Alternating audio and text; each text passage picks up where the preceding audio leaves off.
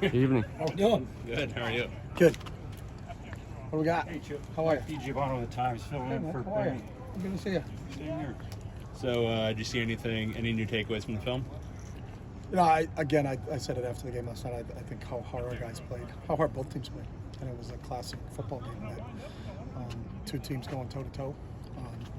And as we always talk about, the team that usually loses a turnover battle in this league isn't going to win the game, and we lost a turnover battle. You know, we created one, but we turned it over too many times, and that ultimately ends up we lose in a close one. So credit to them; they did a nice job. You know, and our guys are back. We watched meeting, put the bed, put the install for Cal in.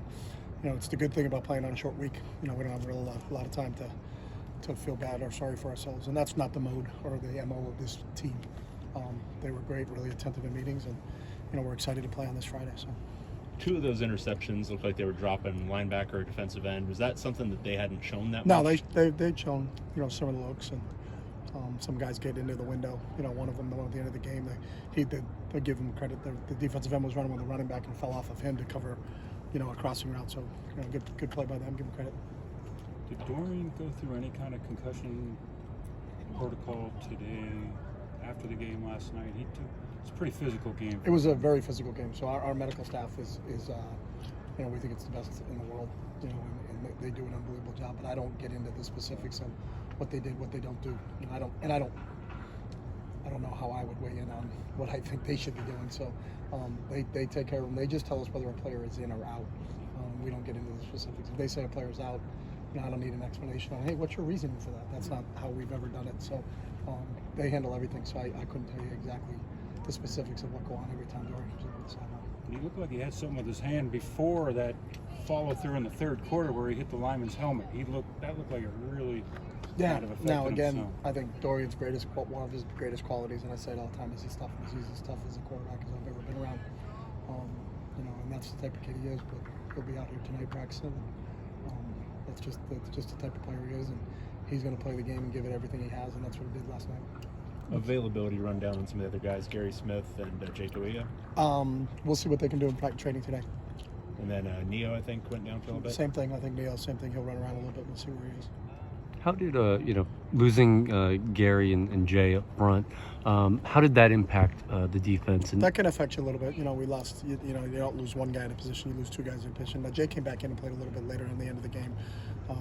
Gary was out from I think the first half on, so it just impacts your depth. You know, and that's the nature of college football. When you get to this point in time during the season, you know, you're going to lose some players. You know, they lost Travis Ty the week before, who was a tremendous player, and it was sad that he didn't get to finish out his career the way he wanted to. But that's just part of, you know, the college football. It's going on throughout the country. It's not specific to just us. You know, sometimes it's a run where you lose them at the same position. You know, so we lost a couple guys at the same position, but then it's really next man up mentality. Who's ever next up and is got to be ready to go. So, you know, I think the guys that went in after those guys battled and did a good job.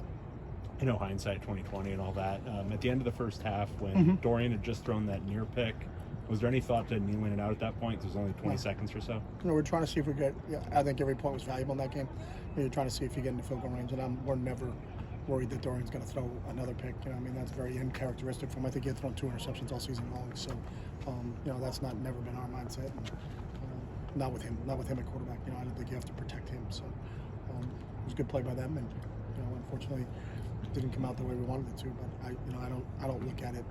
You can look at it and just say, well, we shouldn't have done that because we threw a pick, right? You know, I mean, anybody can say that after the fact. You know, but in terms of putting restrictions on him, never. as far as defensively, has there been any, I guess, consistent themes with some of these games against high-powered offenses where things just keep coming up, or has it been different every game? I think every game is expressly different. You know, I think last night you faced as good a quarterback as I've seen. You know, at the college level, I thought he played outstanding. You know, and he's very accurate. He's extremely difficult to tackle. You know, our guys had him in his sights a ton. You know, and he has a way of I think he's a lot stronger than maybe he looks. You know, when you're near him, he's thick. He's got, you know, great lower body skills where he can make people miss, but he's also strong enough to run through some arm tackles. So he did a great job with the unscripted plays and keeping plays you know, that weren't exactly designed, but because he could stay on the move. And then a couple of the balls he threw while he was on the move, I'm not sure there are many people that could make that throw. You know, he threw one towards our bench across his body, which I don't know if a lot of people that could make that throw, and he made that throw, and it was a big play for him. So there was a couple of those scramble plays where he made some unbelievable plays. So I think at times you got to give him credit. He's a really, really, really good football player. What's the emotional state of the team coming after that one? They're great. I mean, that's the one thing about this team. There's a maturity to them. They know exactly what needs to be done